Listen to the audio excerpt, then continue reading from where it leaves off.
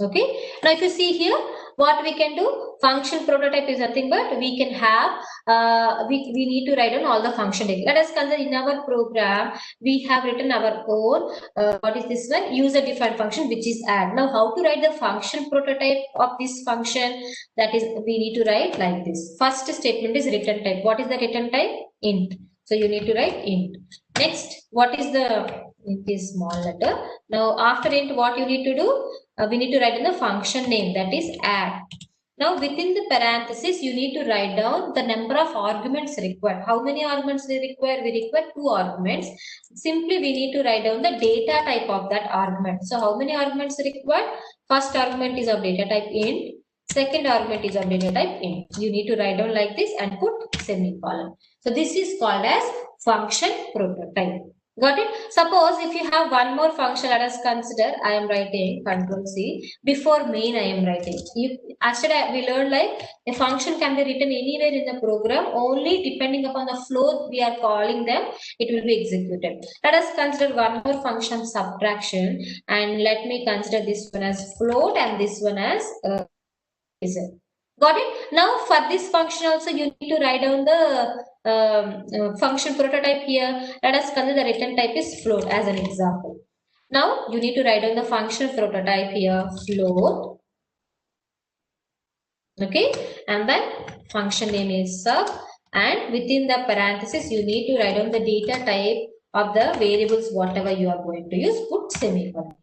So these two statements after the header files declaration, we need to write down the function prototype. That means the compiler will come to an understanding saying like these two are user defined functions, and these user defined functions need to be following this prototype where the return type should be of integer type, and it requires, and the name is add, and it requires two variables and two parameters, and two parameters are of integer data type only.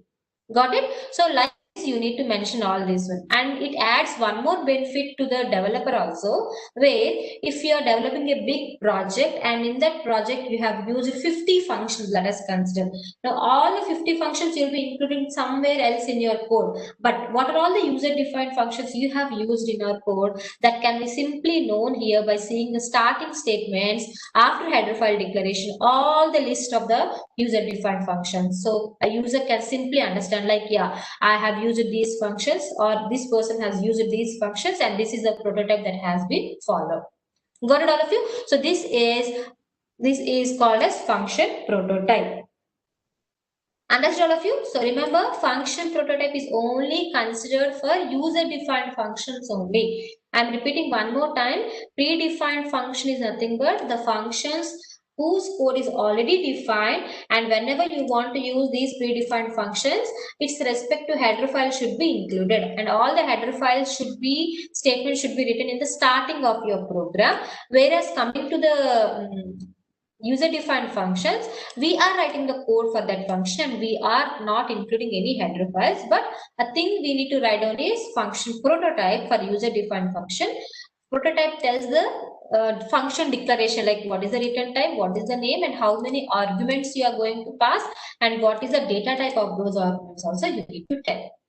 Got it? So whenever you are writing a function prototype, semicolon is must here, but header file semicolon is not must. So we are including these things for predefined function, and we are writing these things for user defined function.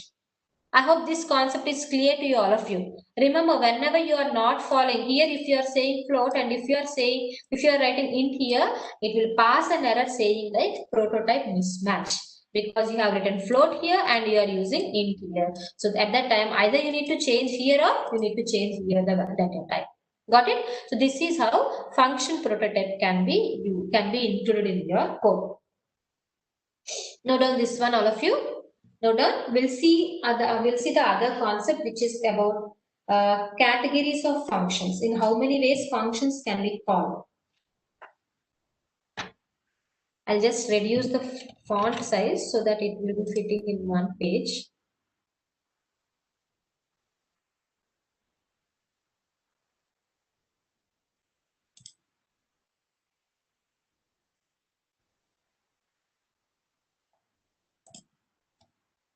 Can you see this, all of you?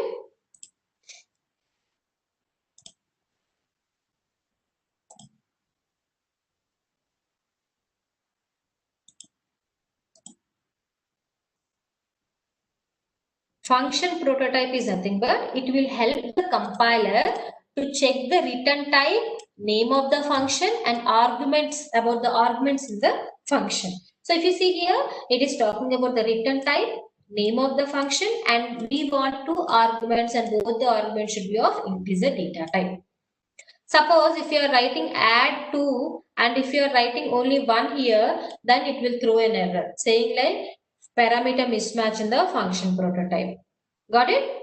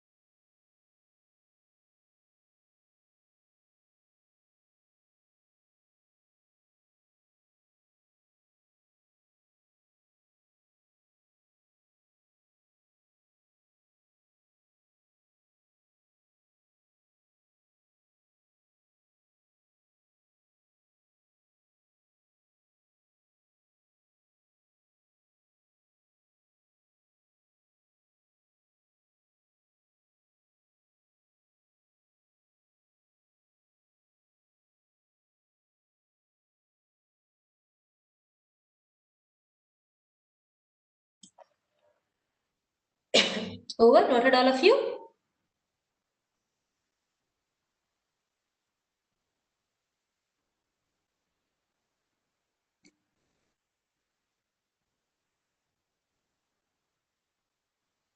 Noted? Okay.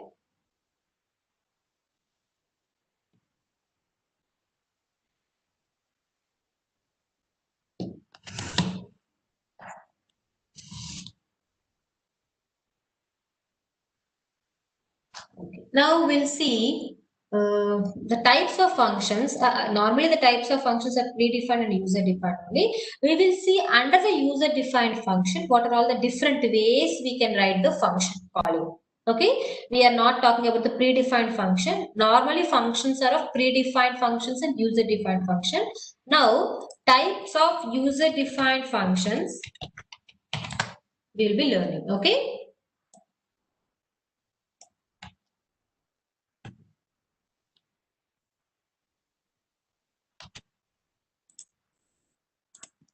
Now, user-defined function is nothing but we will be writing the code for that user-defined function and we are calling that function. Now, depending upon three things, depending upon two things, we will be dividing our user-defined function into four categories. What are the things we are depending upon? We are depending upon the arguments present. Okay. And depending upon the return statement, we are defining our user-defined function into four types. Okay, depending upon the arguments, I think you all know what you mean by an argument. Argument is nothing but a variable which is passed to a function which should be kept within the parenthesis. Got it, all of you? Arguments are also called as parameters. Depending upon the arguments and depending upon the return type, we have divided our user-defined functions into four categories. And what are all the four categories is? First, note down the four categories, all of you. We'll see one by one. First one is without arguments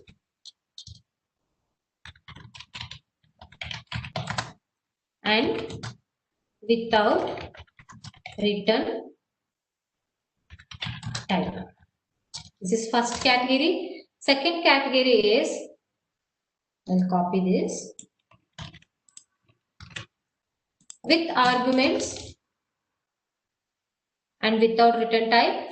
Third category is without arguments and with return type. And fourth category is with arguments and with return type. We'll see one by one with example. We have four categories. We have four types of user-defined function depending upon the arguments and return type. We are talking about arguments and return type only. What are the four types? Without arguments, that means in your program there are no arguments you are passing and there is no return type. In your program you are passing the arguments to the function but there is no return type. In your program you don't have arguments but you have a return type. And we have both arguments and return type. Okay, let us see one by one. What is our first category? Without arguments and return type. We'll see one by one.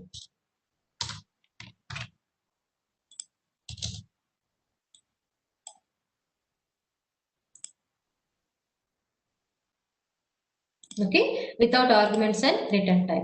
Now if you see here, let me insert a table so that it will be more clear to you all. Okay. Now, without arguments and return type is nothing but we are not having any argument, but we don't have a return type also. That means simply here you can see. Here you can see we will be having. Let us write one. Let us insert one more. So here the heading will be calling function. How the function will be called, okay, and we'll see the called function, how it will be called, okay, and here we'll see the analysis, and in this column we'll see an example for your understanding. Okay, now if you see how the calling function will be,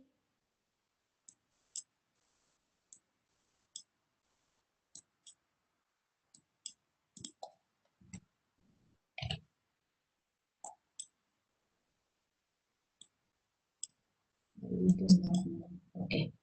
Next, now in the calling function we are talking about without arguments and with return type.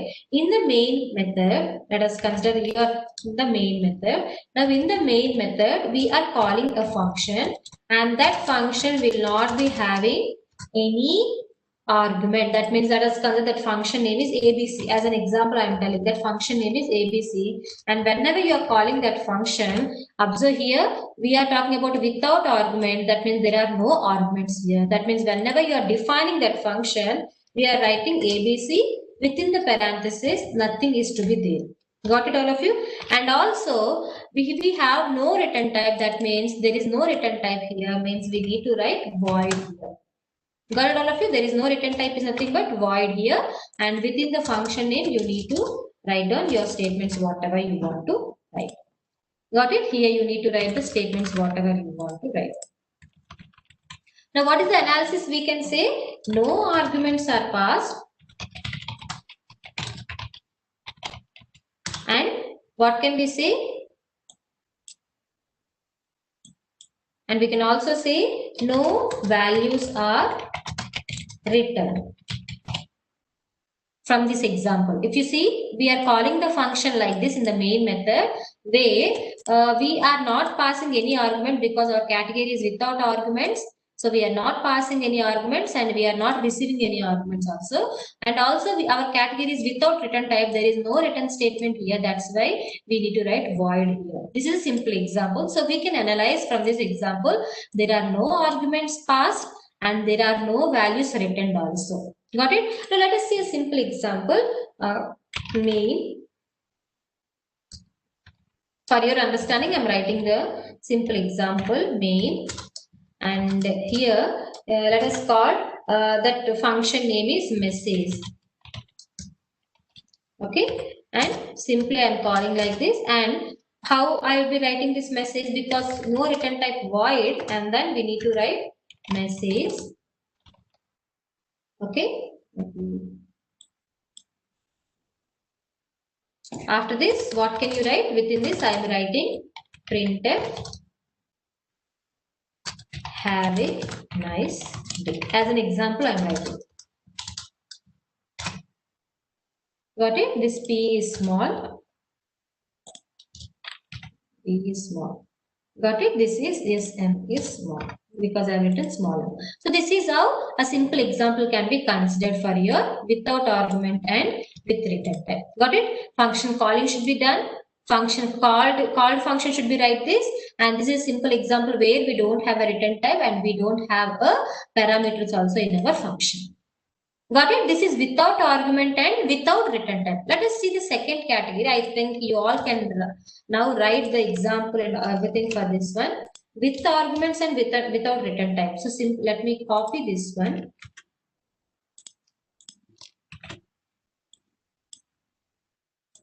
With argument and without return type. Can you tell me what you mean by this one?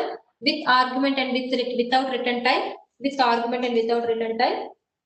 It is nothing but in ABC you need to have an argument. Any argument can be written. Let us consider X.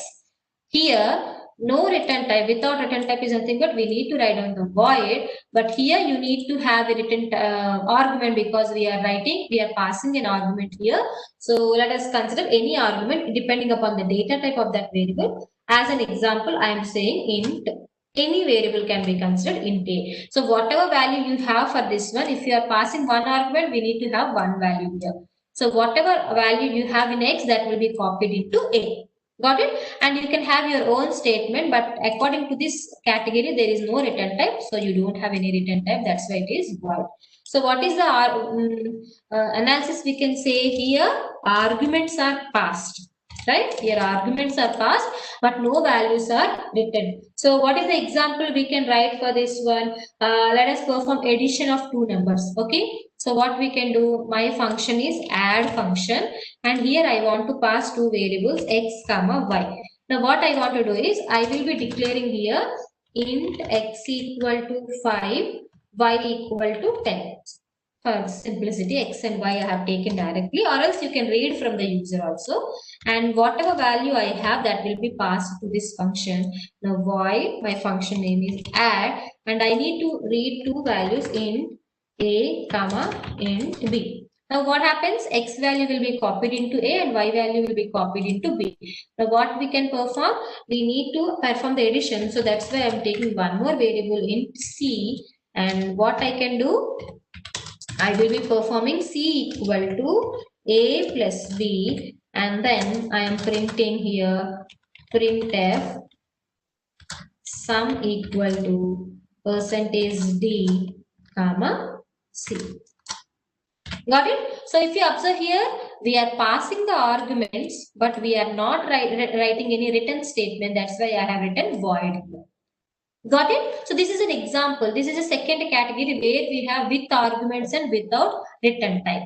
That is our second category. So let us see the third category. What is the third category? Without arguments and return type. So here you need to be more careful. Listen carefully also. What is that? Without argument and with return type. Let me copy this table. Now, what do you mean by this one? Without argument and return type? It is nothing but we are not passing any arguments here, but we have a return type. We are not having any arguments means we need to remove this one also, but we have a return type here. So depending upon the data type, whatever, depending upon the value, whatever you are passing, you need to have a data type here. So what can we say? Let us consider as an example int. Then we need to have a return statement in our code.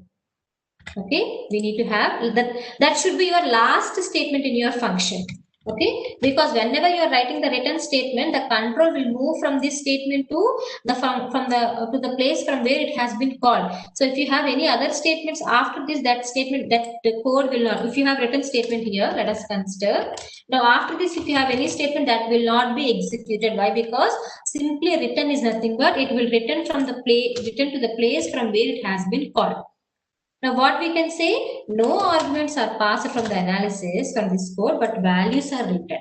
So how can we do that one? I'll tell you. Now as we are not passing any arguments in this add, so I'll remove this one and I will be removing this one also.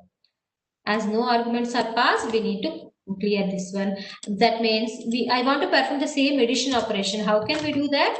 Simply declare those two variables here. Okay, int a here, a as 5 and b as 10. Declare one more variable c and perform the addition. But we need to have a return statement. Got it? That means it should not be void. So how can we do? Instead of printing this statement here, what we will do is we will be writing a statement called return. What value you want to return? C. Okay. Got it? Now C is of which data type? Integer data type. That means your return type should be of integer data type. Now, whenever you are writing any return statement, what happens? This value C, after performing A plus B, that means C value is now 15. That value will be copied in, it will be returning this value to here from where it has been called. So now this value will be replaced with 15. Now what we need to do? We need to store that value into some variable. So whenever you are writing in a return statement, you need to use one variable, and that variable should be always equal to the return value data type. Now can you tell me what should be the declaration of this X? We are returning C value as 5 plus 1 is 10. C is declared as int. This return statement will return a value of 15 in this place. We are storing that 15 into X. Can you tell me what data type should be X now? We need to declare X. We need to declare X because we are using X. Yeah, we need to declare that one as int X. Got it, all of you? Observe the difference, all of you. Whenever you are writing the return statement, always the return data type should be equal to the variable name, whatever you are using, variable data type, whatever you are using. And also, whenever you are writing the return statement, this value, whatever you are returning, that will be copied in this place where you have called this function. So we need to store that value into some variable. Otherwise, there is no use in that. Now, what can you write as X is holding the value here? You can write on the printf statement saying like sum equal to percentage d X. Observe the same program how we have modified with arguments and without return statement, and without arguments and with return statement. Got it, all of you? We have simply included our return statement and we have stored that value after it has been replaced here. Add function means the control will come here. Add function means the control will come here. All the statements will be executed and whatever value you have in C, that will be replaced here. Got it? Now the value will be printed here. Understood? So this is how the code will be executed. This is our third category. Understood? Now let us see our fourth category. What is our fourth category? This is our fourth category where we have both, right? We have both arguments and we have both arguments and return type also.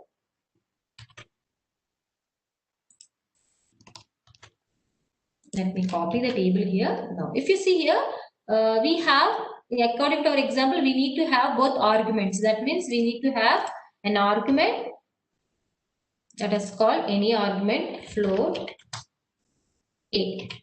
Okay, and we need to have return statement also. So return statement should be there. Depending upon the value you are passing, that data type should be given here. That means analysis is we have both arguments and values are written. Now, how can we change this program now? If you see here, we need to have arguments. That means we need to pass some arguments. Let us consider those arguments are int A and B only. Okay. Int A and B only. So that means I want to pass A comma B. Now, as we are passing A comma B, what can we write here? Let us consider int P comma int Q.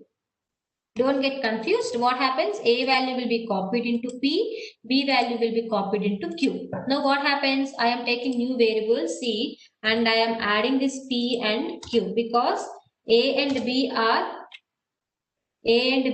in this function. Remember, any variable in this function will not be accessed out of this function. This A and B can be accessed only in this function. This P and Q will be accessed only in this function. Got it? Now, We are returning the value, so that's why we need to write return, and this value will be copied here, and that we are storing in X, and we are printing that value. Now if you observe here, we are passing the arguments and we have a return statement also. Got it? This is our fourth category.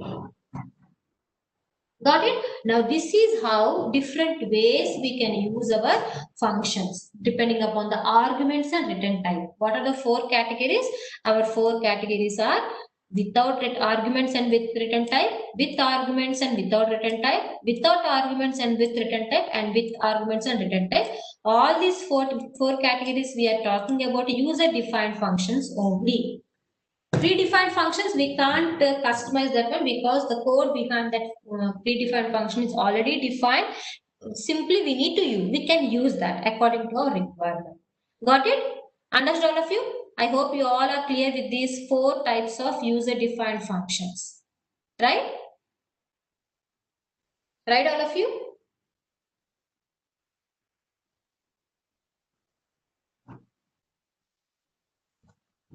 Yeah, very good. So in the next class, what we'll be seeing is we'll be learning a new thing which is called as a local variable and global variable. See, at the time of function definition in the last class, I told you like local variable declaration. We have written that statement. So in the next class, we'll see what actually called as a local variable, what is called as a global variable. Okay, and also we'll see about some parameter passing techniques, all these things in our next class. Go through the concept once again. I'll upload this video in the Google Classroom. And if you are facing any doubt, I'll repeat these functions concepts once again. But all of you go through the concepts so that in future we'll be using only this functions concept in your project. So you need to be more familiar with your functions concept. Understood?